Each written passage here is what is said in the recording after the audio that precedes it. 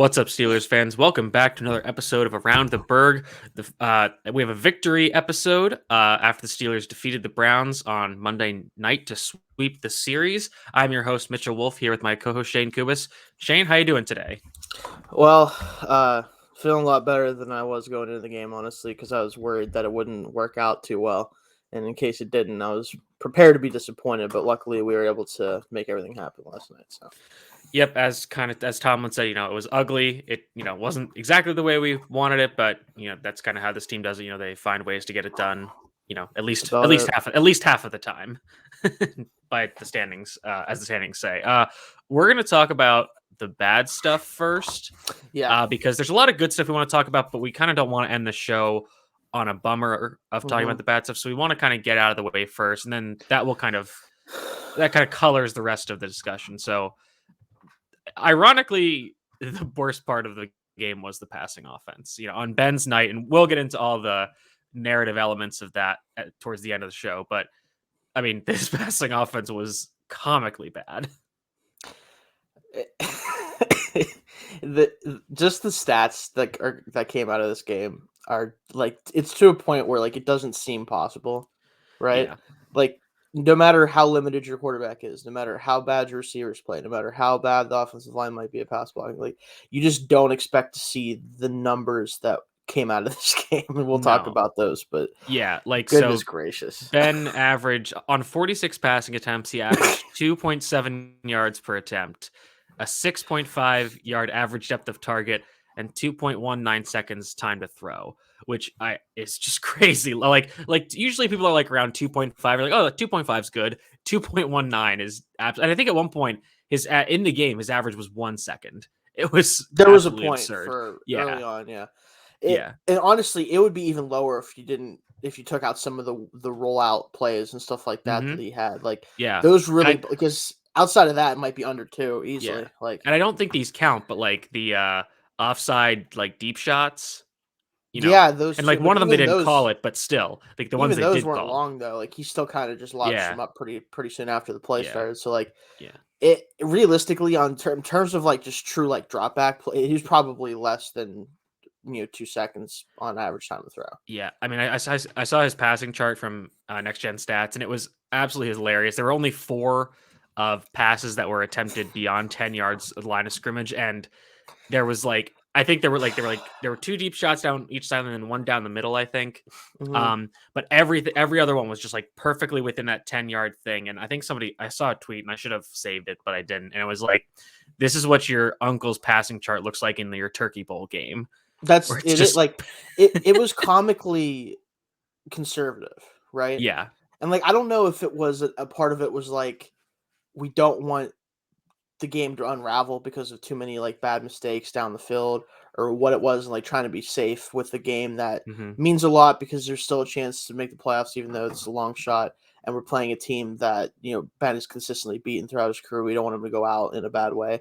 But like, at some point, you have to look at the game and be like, man, this is historically bad what we're doing today. Like, this is historically awful. Yeah, and like some of that is on Canada, and I think we'll get into that a little later. But I mean, a lot of it was on Ben. Like, a lot of those times there were like immediate check downs. Yeah, he was just tossing the ball out of his hands. As soon on like 3rd and 10, as soon as he got it.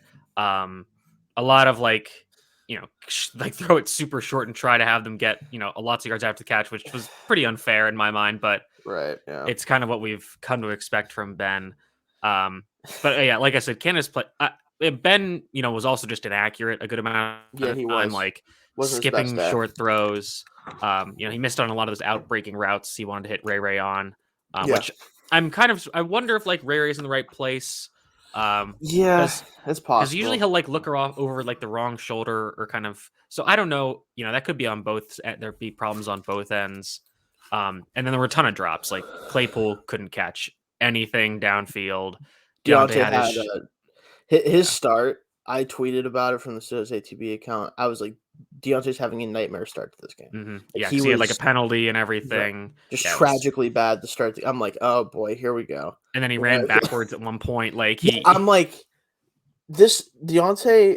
It was funny because early in the game he had a similar situation where he had like 2 guys coming at him from both sides, and he just dove forward. I was like, Right. good, there we go, Good. There you perfect. go. And That's then what we the need. next time he had 3 guys, and he's like, now is my time. And like the problem with a guy like him is like he understands with his agility and Mhm, ability to make people miss. He does have the opportunity to break open some shorter plays, right? And that's mhm. great. At some point, though, when you have 7 yards, you can't afford to lose 6 of those yards. Yeah, You just can't. Like yeah, it's one thing if you like take a couple steps back and try to make some miss and you get 5 instead of 7. That's yeah, one thing, right?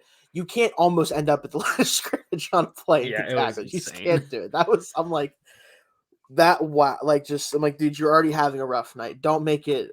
Don't give yourself the chance to make it worse. It's okay. It's Yeah, not that big of a deal. yeah, exactly. And all the receivers were bad. And then there was Canada's play calling, and the one drive that Mm, really stuck out to me was they got into the red zone basically on a drive where Najee pretty much took them the whole way down there yeah. by running the ball. They Oh, get to I know. first and Yep. goal, Hmm. and it's 4 straight passes, or maybe 3 because I think they did kick a field goal. But Yeah, they did. I was Yeah. just like, what is going on? Like, how, like why are they doing that? And I get their secondary is depleted, but at that point, it was abundantly clear that the Browns were not interested in stopping the run, and the Steelers were getting plenty of push running the ball. So just run it. Like I don't understand. I did not understand that whatsoever. Yeah, you have to at the very least, right? You have to hand the ball for first down Yeah, and just see if because again, if he scores, awesome. If he doesn't, he's probably getting 4 or 5 yards, and you're set up really good to make the defense have to actually okay, we have to look like load out against the run. We have to yeah, try to stuff the run, and then you can run a little, whatever boot or whatever with Ben and let him just toss it out to somebody. Anything other than just we're going to throw the football here until it doesn't until it yeah, works, and that's what happens this year a lot with the red yeah, zone play calling. yeah. And they had a few other drives like that kind of later into the game that ended up with punts. I mean, they obviously they started off pretty rough. Yeah. The one that I didn't mind was the one where they went for it on 4th and they had that quick pass to Fryermuth. That was That good was an play. awesome play by McDowell. Yeah, yeah, I McDill, mean, like, that play they works yeah, I 9 mean, you times just out of don't 10. expect the nose tackle over the center to Right. drop into coverage there, and, I mean, honestly, Ben could have thrown it quicker, but I just don't think he expected the defensive tackle to be there, so he thought he had that No. second, and he did so Right, I'm yeah. like, everything worked here, the Browns just made a better play, and I'll give them credit for that. Yeah, that was one So, of the few times where I'm like, the play call, I'm totally 100% cool with, yep, especially going to Frymouth there.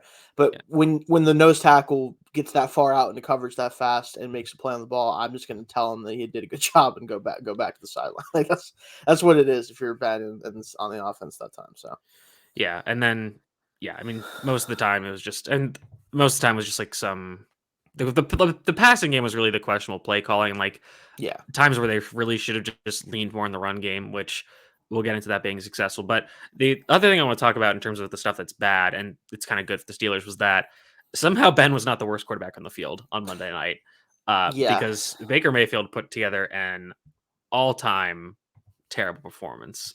Just I think at one point he had 10 consecutive yeah. incompletions, He, which was the he first hit his time that first happened. yeah he hit his first throw for 20 yards and then he didn't do anything else for 10 straight passes. Yep. Which And to his credit, and this was a matchup that I don't think they exploited enough, was oh, we're gonna go out and empty and get Jarvis Landry and Robert Spillane, and then they just never went back to that look. And I was like, guys, come on, like this is easy. yeah, that's the thing is like the one thing I didn't expect was for him to struggle that bad just to complete passes, right? Yeah. It's one thing like if you just can't consistently move the ball or you have take sacks like he did and everything, but for not to be able to complete passes pretty much until late in the game, like Hmm. consistently, is it's just tragically bad. Frankly, it's not good.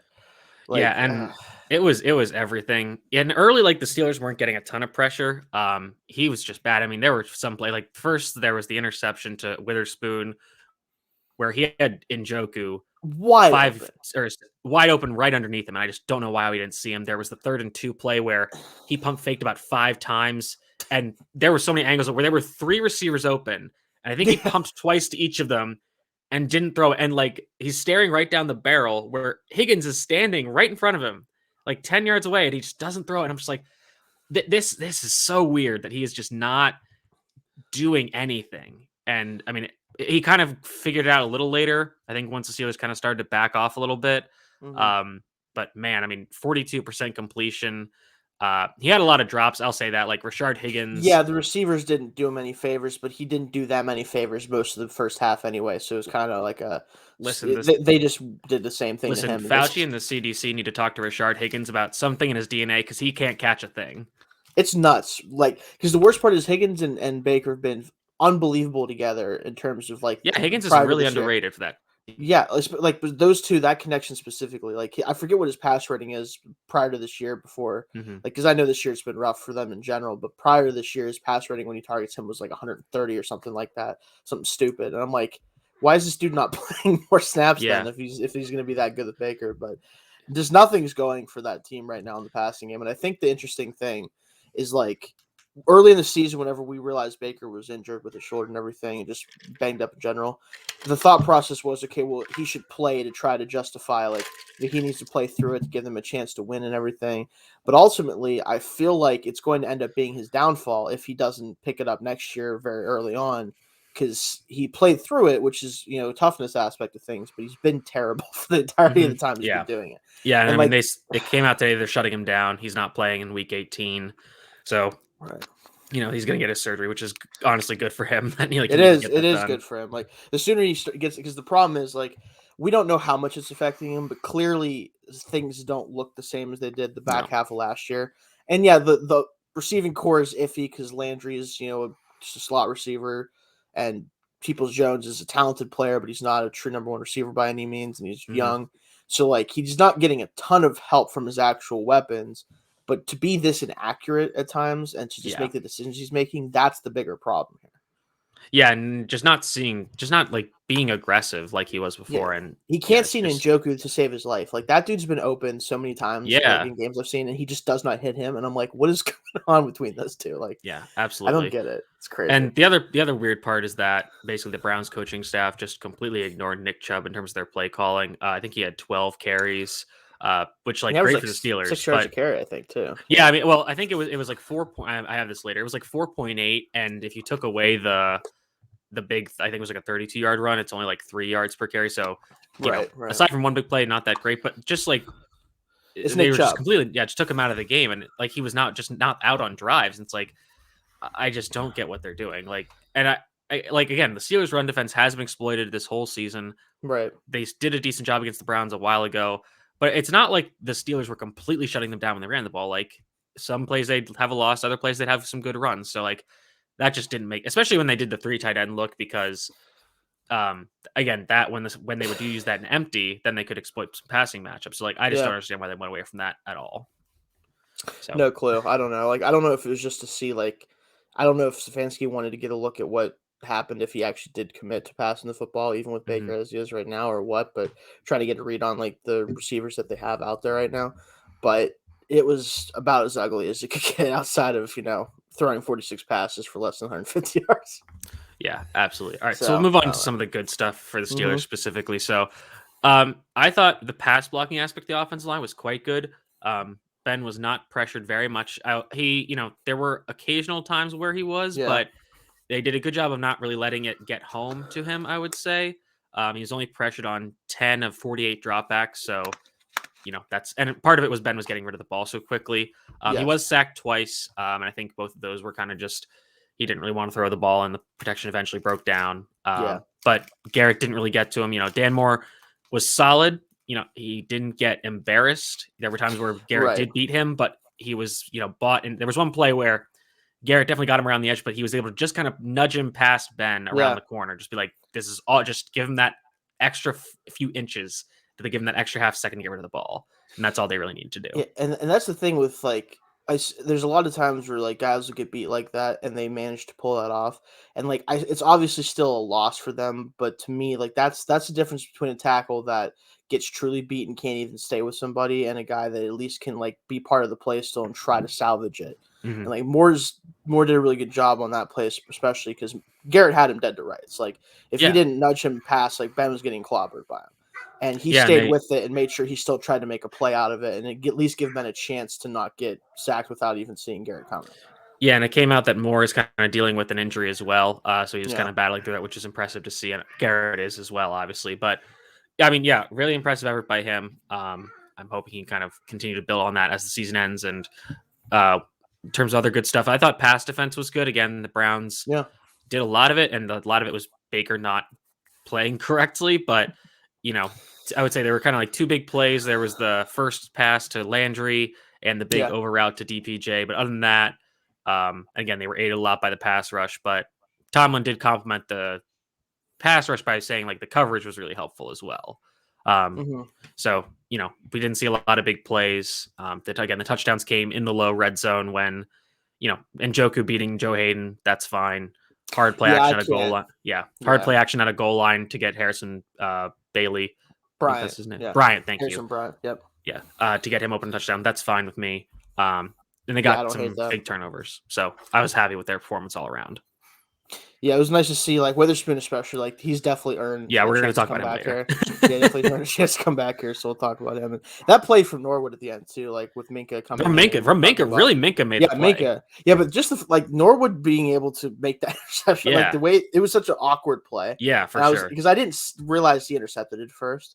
Mhm. And then I watched, I'm like, oh, okay, he did actually. The ball never touched the ground before he got there. I was like, okay, good. All right. Yeah. So that was cool. Yeah. So that's the good stuff. We're gonna get into the great stuff now. Yes. So I want to start with the offensive line because I think this was their best game of the season, especially as run blockers since maybe the Denver game, maybe the whole season. Yeah. So Denver especially was the last time I saw something like that. Yeah. What did you think about that? It's the thing that's worrisome a little bit is the fact that it happened with Green not in the lineup, and I think that is definitely part of why it was good. So not to say that like Hassenauer was like fantastic or anything like that. It was he was good tonight or yesterday, but the fact that Green sits and the line plays the way it did, I do feel like there's a reason for that. We know how much Green has struggled as a rookie, and he's not that we expect him not to be at least a little bit struggling, but is there a stark difference between him being out there and someone else so far this year when he's missed time? Yeah, I think there are some kind of confounding factors, that we kind of said, like, it really seemed like the Browns did not care, especially on run defense.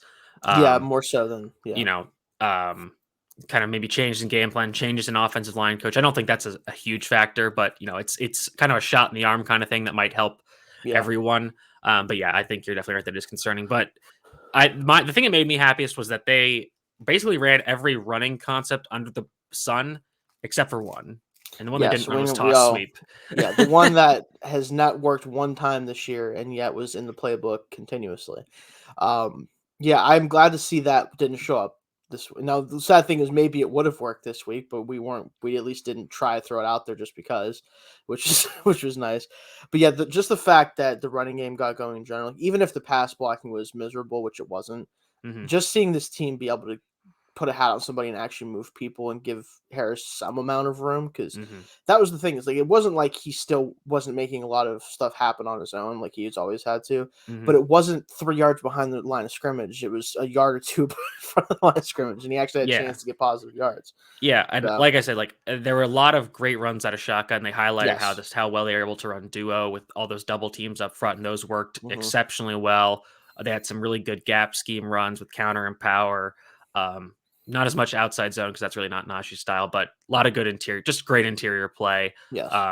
Guys kicking butt down there, and that's really awesome to see. And I think that you with Harris, like with a lot of these runs the past few weeks, it's kind of like he gets to the line and has to do a little bit of the Le'Veon stuff, kind of immediately.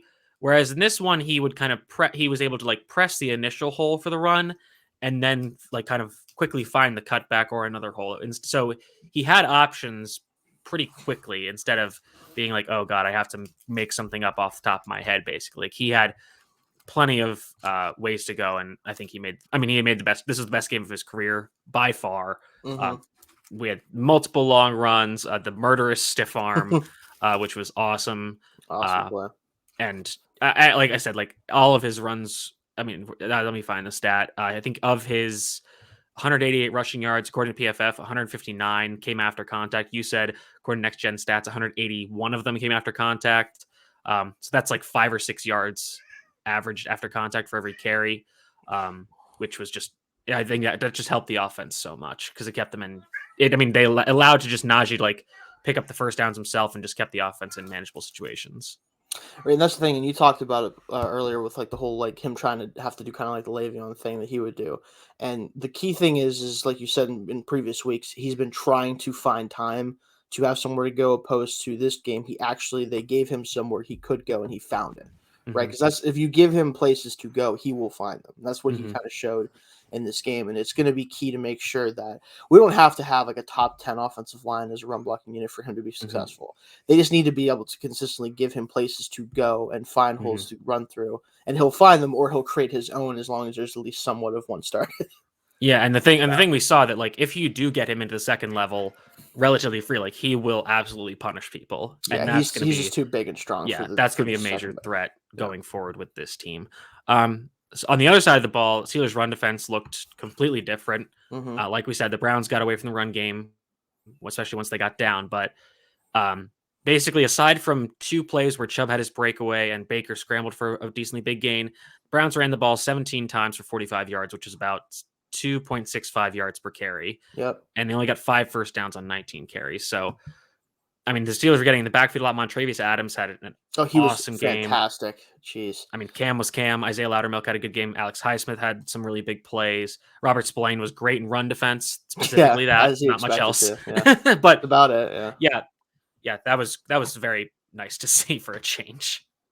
I mean, that's the thing, right? Is like, and you actually, I remember seeing you tweet about it, like Adams, Loudermilk. If those are 2 guys that will be death players for us in the future, if that's what if they can play at this level when asked to come on, or just rotational guys, that's going to be a lot of headaches saved from, especially if we do have injuries like the 2 again in the future, or with Hayward still getting older, even though he keeps getting better anyway for whatever reason.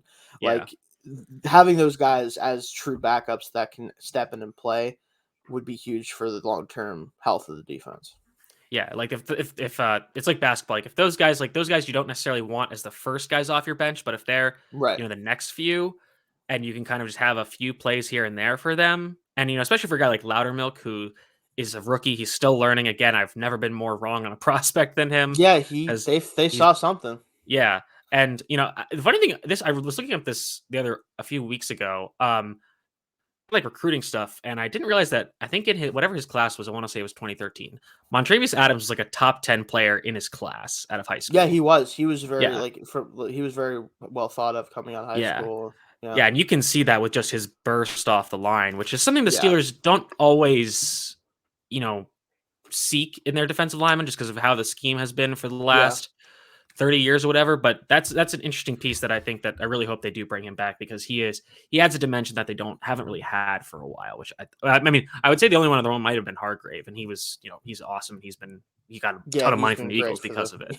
Yeah, he's been great for the Eagles. So like having a guy like that would be different, because we just don't have the super twitched up guys on the defensive line like he is. So yeah, and then we'll go to the other aspect of the defense, pass rush, which I mean we really can't say enough about them. 9 sacks, 11 quarterback hits, 17 pressures on 48 dropbacks for a pressure rate of 36%, and again, more than half of those pressures turned into sacks.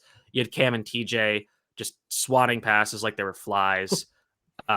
Just an all incredible performance from the defensive front 7 and pass rush.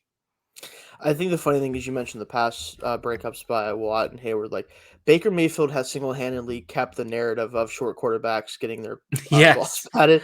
I wanted to text our group. I wanted to text our group chat and be like, "Can somebody change that Kyler meme where he's really little and just make it Baker for this game?" Because it's like he's gotten in more passes bad at the line. They talked about it, if you remember, during the game than anyone else has since he came in the league.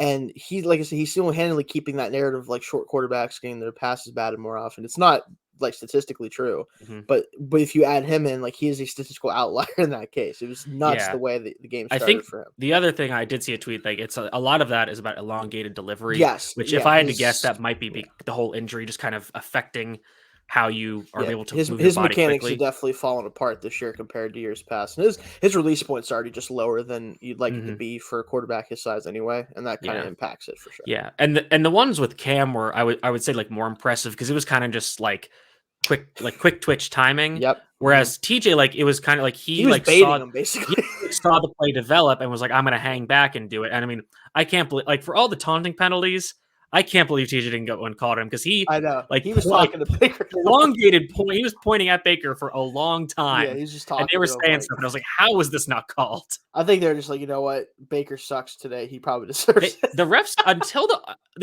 until like the Browns, I guess, penultimate drive, the refs were really not involved in this game, which I did like. Not much. I'm fine with it for the most part. Yeah, there was a couple things that are like I don't know Yeah, like about that, but there was the like Hayden PI and then the Sutton PI, which I think in a vacuum those were they're not. fine. That's not the worst calls by any No, but it means. was No. just kind of like weird that at the end of the game they just kind of changed how they're calling his plays, and of course you had the clowny shoe thing, which was hilarious I haven't seen that since I forget who last did it in year. the NBA. Well, that too, but also that's happened in the NBA a couple times where guys will just toss shoes. I'm like, what are we? That's like more of a hazard thing though, Oh yeah, but it's because just like funny. the I'm game's like, what are we going, like doing? you got to get the shoe off the court.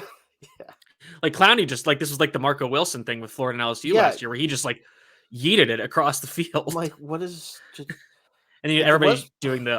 everybody doing the Austin Powers gif. Who throws a shoe? Honestly, just It like I almost think made I saw that. it I looked saw that like gif he like was 6 trying times. to. Yeah, it looked like he was trying to sell it as he like fell as his hand was on the shoe too. Yeah, If you watch it, and I'm like, no, you threw that shoe because you wanted to. Like, yeah. what are you And it doing? was Claypool, so maybe he was trying to bait him. But I don't still, know. just a very Yeah, funny play. But as we're talking about TJ Watt, he currently sits at 21.5 sacks. I'll say one of his sacks was questionable because it was basically a Baker slide, and he was the first to touch him. But I'll say this: the yeah. one he had the record stolen from him by Highsmith on one play because I Highsmith just got there first. But if Highsmith hadn't been there, TJ was going to get him, no question. Yeah, I saw it. I'm like, oh, and then like I'm like, Highsmith is getting there even faster. I'm like, oh Yeah, man, that's not gonna work out. That's really funny though because like when I was watching that live, I'm like, oh, like it was that split second of like, oh, he's got him, and then all of a sudden I just see Highsmith flash. I'm like, he oh, just he's goes gonna the get other him way first. instead of going Like, that. He goes the other way. he's gonna get him. I'm like, crap. Well, Yeah, I mean, I'm happy for Highsmith, but I'm like, man, that could have been the record tire there, but whatever. yeah. I think he'll have a good shot at it next Yeah, week. we So. both were saying this earlier today. I'd be shocked if he doesn't get it. I think Tyler Huntley will probably be in for the Ravens again. That line isn't exactly stout in pass protection, so we're very confident about that. And then one more thing, Corliss Waitman, I guess, is the punter now for the forever. Yeah, I mean, here's the whole thing, right? It's like what I expect to happen is at the very least, I expect Harvin and him, hopefully, because the way he's earned it, have a chance to go into camp with each other next year and actually get a full on battle for it.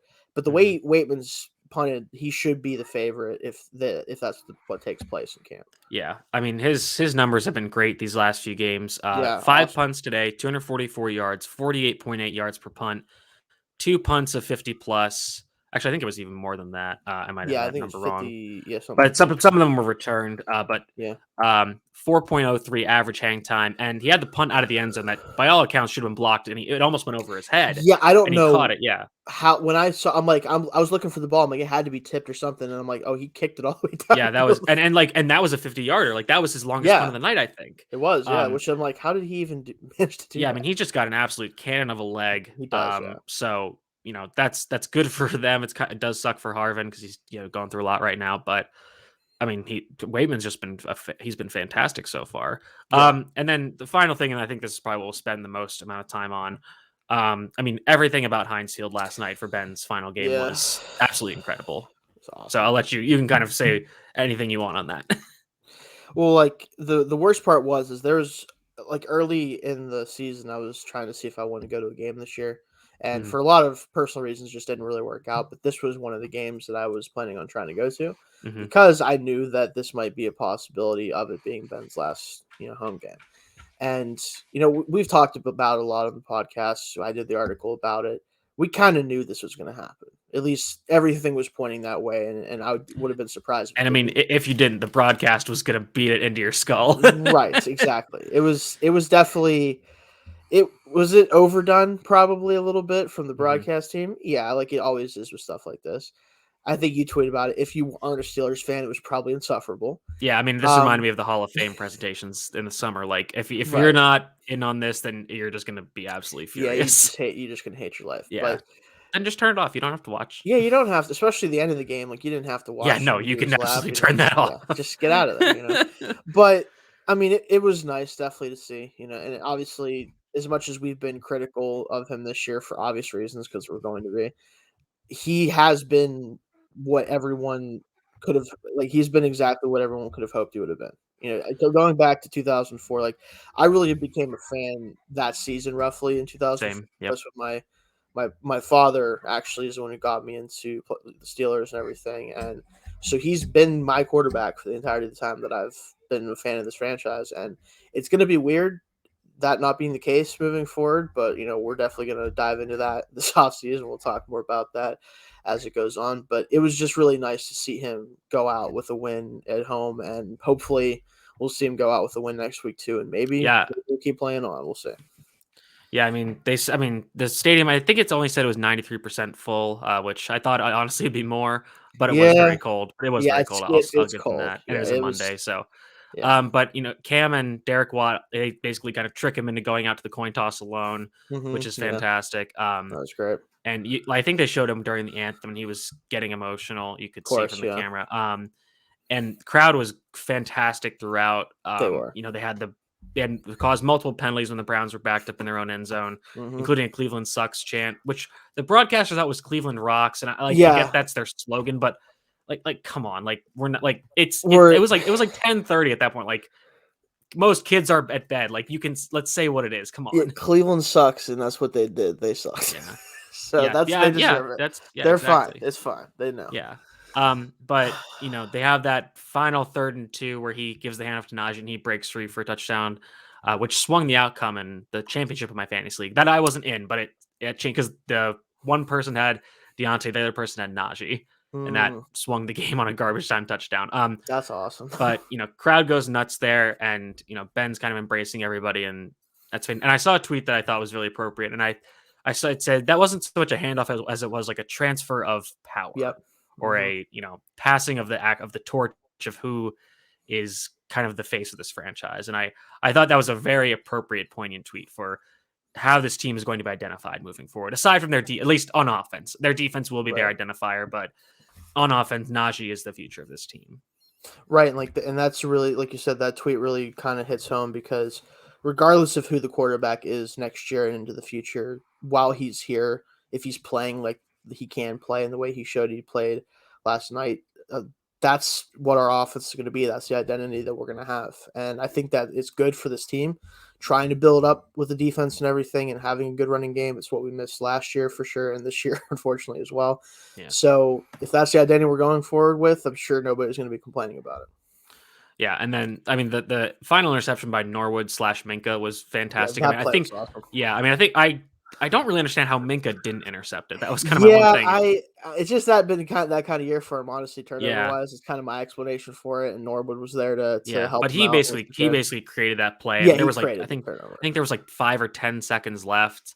And Ben gets to come out, and Tomlin tries to call a timeout to give him more time to soak it in. And I forget about it because everybody went out and feels like and then he's just walking around the stadium, walking around the field, and doing the victory lap and sitting on the bench, and didn't take his helmet off because he didn't want it to be over, which I thought was a very interesting angle of it. Yeah, and then the picture of him walking out of the tunnel with his family was just chef's kiss, perfect. Well done from the media perspective of things. All across the board. Aside from them crowding him the whole time for it, which I mean that's what happens though. Unfortunately, I expected that to happen. It was funny watching it back because you could tell there were certain people that kind of realized they were in the shot.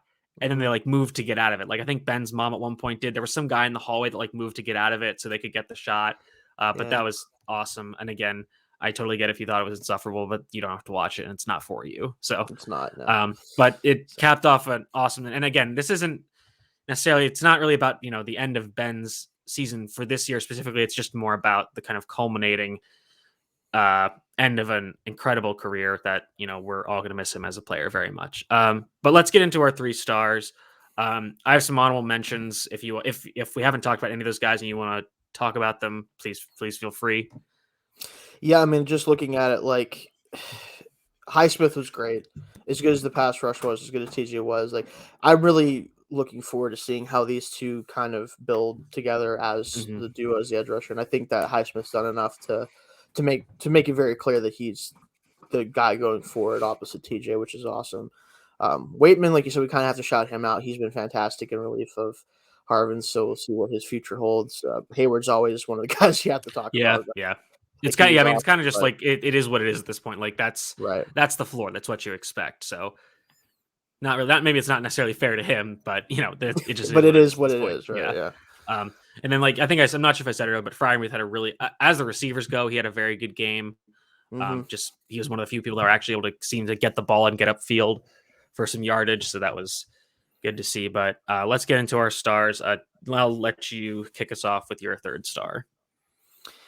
So I'm gonna do this because I feel like even though he didn't earn it on the field, I got to give it to him. We have to That's mention what. him That's why I again. didn't do it because I'm just Yeah, like I yeah, can't do it. yeah. I'm doing it because who cares? He won. He won the game, right? Like Yeah. he got out of there with a win. I'm gonna give it to Ben despite his 2.7 yards per attempt. I'm gonna let him Mhm. have it. He went out and he did something. I don't know if I'd call it great, but he definitely at least didn't. He allowed himself to go throw it around for a while. He didn't do what I was expecting to do when he No. did that, where he actually went down the field. But again, it's Ben's time. I'll give it to him. Yeah, I mean, I can't. I just can't do it in good conscience because No, I get it. I can't really remember any good throw beyond the touchdown. Honestly. Nope, nope. There wasn't really, but I'm gonna let him Yeah. have it, frankly, because we already Yeah. did the honorable mentions, and that's most of the guys that were Yeah. considered. So we'll let him Yeah. have it. But so mine is Kella Witherspoon, who just Much more continues his hot deserving. streak. Yeah. So it's kind of weird when you give it to a defensive player who has 0 tackles. Um, Yep. but I think that that's almost even more of an impressive achievement, given that he was targeted 6 times. He allowed 1 catch for 39 yards, which was that big over route to Yep. Donovan Peoples-Jones, and that's kind of just how the coverage was designed. But on those 6 targets, he deflected 2 passes and had 1 interception for a 14.6 passer rating against, and just another fantastic outing. Like I'm scared about how much money they're going to give him, but he absolutely needs to be back because it's clear that Justin Lane is not a going to be a defensive player for this team that makes a significant impact. He got 2 penalties on special teams that night. So it's just I think it Yeah. might be time to cut bait as soon as possible with him. So, you know, at some point it seems like the magic's gonna end, but Witherspoon has been awesome these last few weeks. Yeah, and I feel like with Witherspoon, like you said, you hope that you don't give him too much money. Hmm. But I do think if you give him maybe give him like a 2-year deal with a lot of incentives for like playing time Yeah. and Hmm. and like statistical thresholds and stuff like that, that might be Yeah. good because he's shown that he's been able to figure it out in the system. He's played well while giving more snaps. So as long as he's giving you that right now, you don't really have any reason not to bring him back, especially with Hayden likely gone and the Hmm. rest of the cornerback group just not playing well. Yeah, and that I think if maybe if they do bring Hayden back or if they invest in another corner, then that allows you to keep Cam Sutton in the slot where I think he is most comfortable and most effective. Let's hear your second star then. And again, I feel like we Uh, might be. Are we unified again? yeah, we're gonna be Okay. unified. Okay. So Najee, if it wasn't for the fact that our number one pick, which everybody already knows the answer to, but we'll talk about him in a second. If it wasn't for him, he would be Najee would definitely be the number one star. I mean, Hmm. this was his coming out party game, right? Like this was the game where he put it all together. Everything that makes him the type of back that he could be into the future was on full display. Hmm. Outside of obviously catching the ball because Ben didn't want to throw the ball more than 2 yards past the line of scrimmage ever. Hmm. Outside of that, everything as a runner, the power, the vision, the ability to make people miss in the Pass secondary. blocking, he was awesome He too. was all They yeah, used exactly him like as a every chipper a aspect ton, of and it. that was really helpful. Yeah, Yeah. every aspect of playing running back in the modern game, other than like you said, just didn't get a chance to do much with On that one targets. catch, he should have had the first down where he He should have. yeah, That was like where they kind wild. of just That called him down and he should have gotten it based Right. on, I hate plays like that because like they always call those because like obviously live it looks kind of crazy yeah, that he wouldn't be down, but yeah. sometimes you gotta let it play out and go I from think there. I But think his head hit the turf, and I feel like that might be a nice rule to add. Like if that's another part of your body that if it's down, you're yeah, down. you could. I mean, his forearm also Yeah, maybe yeah, that's true. That touched. did. Yeah, Like so, yeah, like that might not. It might have stood if they called it like right. on the field, right? Yeah, But probably wasn't getting overturned. But yeah. I yeah, mean, he he was just was. everything was just insane. Even that last run. Like I know it's like the end of the game or whatever, and they were selling out, but to get through all that mess and then score on it, Mhm. that's I mean that's all you have to say. It was definitely that type of play where like okay, this guy's gonna be fine regardless of how the offensive line's played. Yeah, exactly. And we've waxed fully poetic about him, and he's mine too. Out of his 28 carries, he forced 8 missed tackles, 4 rushes of 10 or more yards. Yeah, I mean, just an awesome game from him. I think. Oh, he broke the Oh, Steelers Franco's rookie rushing record rookie rusher. broke Yep, Franco's record there. I think he broke this rookie scrimmage record too for the Steelers. yeah, I could be wrong about that, but I'm pretty sure he pretty got sure that he one. did. Yeah, If not in this game, might have been before actually. But so yeah, he's got all those records, which is awesome. And good for him to again get another touchdown. So and then again, our first star is we're back to back again. And it makes a lot of sense. TJ Watt, obviously, 3 tackles for loss, 4 sacks, 2 passes deflected, 5 QB hits, and getting closer and closer to that sack record. And I think this probably is his DPOY lock it up game, which is fantastic. That's finally happening. I mean, I hope so. I'm not until it happens. I'm gonna worry that it won't. Yeah. But if he can't get it from this game, like Hmm. even if you just throw away one of the sacks because it was the weird one with Baker, Hmm. right? It does like what? How much does that change things Hmm. realistically? It doesn't. Like if he breaks the record next week, then I think that there's no justification for him not to win it. There isn't Hmm. any right now, in my opinion, either. But like, if I just don't see voters not giving it to a guy who broke the season Yeah. sack record. It'd be one thing if like 4 or 5 guys were all right there with Yeah. him in terms of it in that number, and like he Or was if just the somebody one was to beat having it. and like Trevon Diggs is having a good season for interceptions, but there's been a lot of kind of deeper Yeah. analysis about how many yards he gives up in coverage. But like a Stephon Gilmore, Xavier Howard type of interception season. I haven't really checked on him in a while, but like Aaron Donald's relatively quiet, seemingly.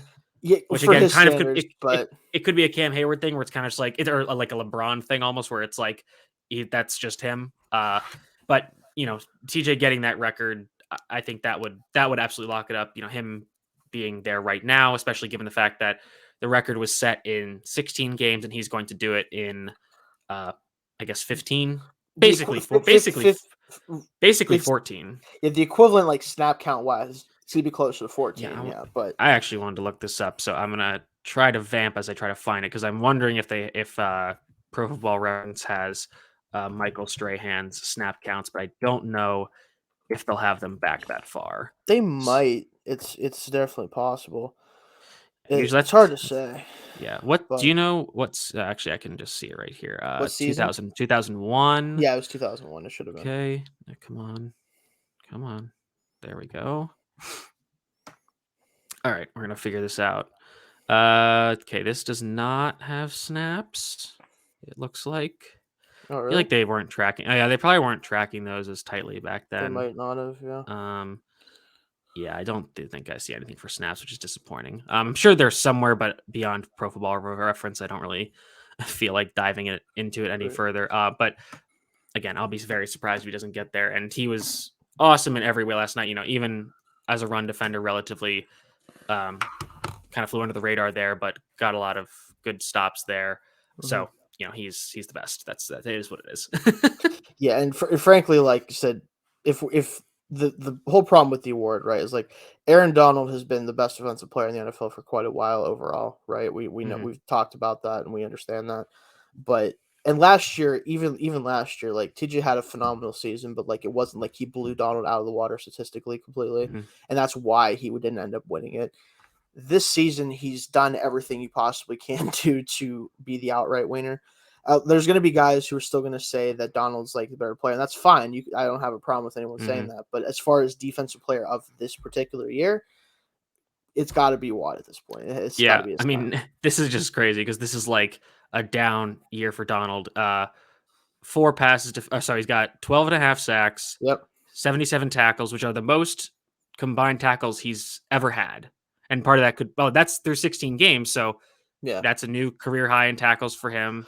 It's the most solo tackles he's had since 2018. Hmm. 18 tackles for loss, 24 QB hits, 4 passes defensed, 4 forced fumbles. So, this is a quiet year for Aaron Donald where he's, just an absolute game wrecker. But again, TJ has, elite stats and just getting a defensive record like that has to be locking it up for him. And, he's kind of pulled away from Myles Garrett, who I think the stat was that Watt had more sacks last night than Garrett's had in the last 7 weeks. Which, yeah, I And mean, again, Garrett in sacks his and defense, everything, but for these yeah. awards, they basically are, these are counting stats. They're not Hmm. deep analytical awards. And again, we've maintained that, Watt's play still earns him the distinction of being the best edge rusher in the NFL. Yeah, from a just a statistical output, from a just eye test, looking at everything. Like as good as Garrett From a and game Donald and planning other guys standpoint are. too. Right. Like, and I know Exactly. most teams will double Garrett, but everybody is always double or triple teaming Watt. Yeah, especially this year more so than ever. So. Mm-hmm. All right, absolutely. All right, so that'll do it for us. We'll be back later in the week to preview the regular season finale, where the Steelers go on the road to finish the season against the Ravens. Thank God we don't know. The season might not be over. I kind of hope it is, to be honest. Yeah, I mean, me too, because especially the way the offense looked last night when Najee Harris wasn't involved. Yeah. But hey, I mean, we'll see. We'll know by the end of probably by the end of our game. Roughly around the same time, whether it's a possibility or not.